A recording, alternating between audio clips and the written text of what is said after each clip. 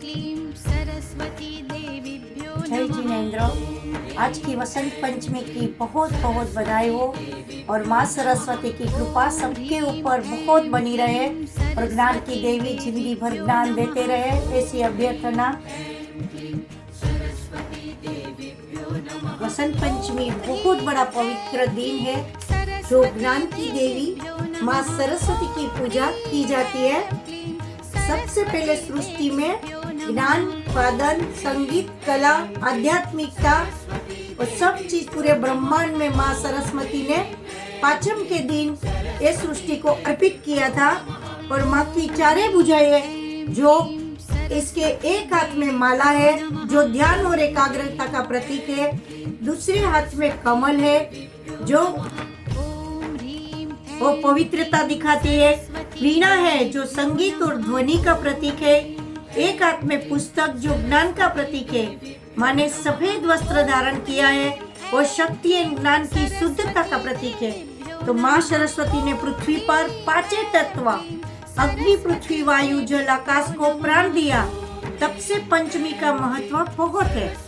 वसंत पंचमी तिथि 23 जनवरी 2026 शुक्रवार मध्य रात्रि 2:28 से शुरू होके पूर्ण 23 जनवरी मध्य रात्रि 1:44 को पूर्ण हो रही है। उसी के लिए पूजन के लिए मुहूर्त निकाला जाता है।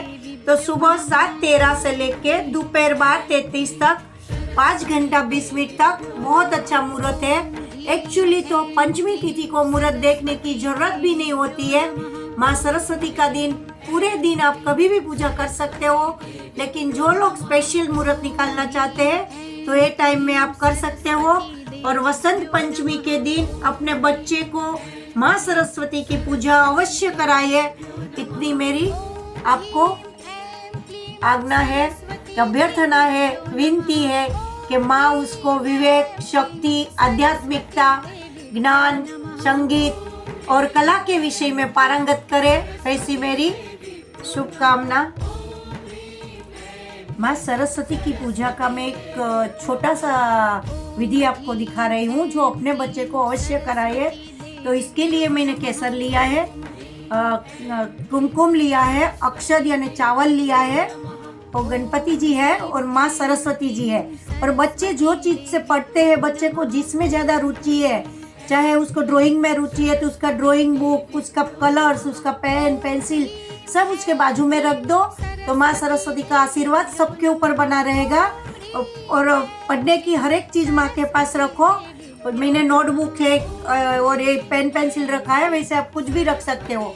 एक केसर माँ की पूजा करने के बाद आप बच्चे को डेली दूध में एक एक बूंद करके डाल के दे सकते हो कि बच्चों की विद्या बढ़ती रहे। और अगर आपका केसर कम हो जावे तो उसी के अंदर 1-2 बूंद बाकी है तभी दूसरा ऐड कर सकते हो। और अभी माँ सरस्वती का पूजन के लिए हम कुमकुम से पहले माँ सरस्वती को बिंदी करेंगे और इसी के ऊपर अक्षत रखेंगे। वैसे ही हम बच्चे को सिखाने का है आपको कि एक जो ड बोलते हैं गुजराती का, हिंदी का ड बोलते हैं, वैसे ड के नाम से ही हमको एक साथिया बनाना है।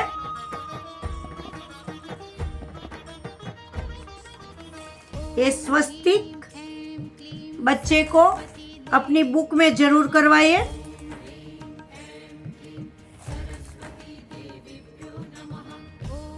और इसी के ऊपर थोड़ा अक्षत रखें और उसी के पास एक बार ओम एम नमः, ओम नमो नाणस करके लिखा है।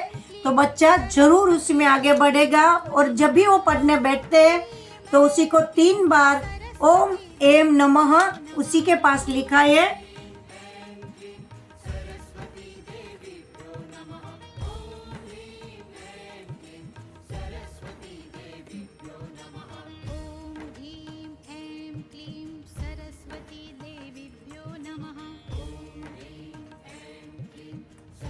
आप दोनों तरीके से एम लिख सकते हो।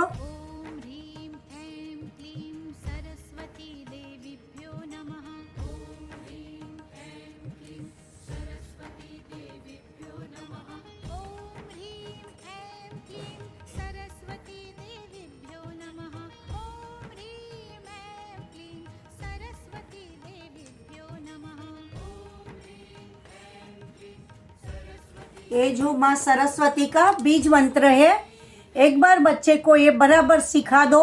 ओम एम नमः, ओम एम नमः, ओम एम नमः, या तो ओम नमो नाणस, ओम नमो नाणस, ओम नमो नाणस। इसी से बच्चे की विद्या बहुत ही बढ़ेगी।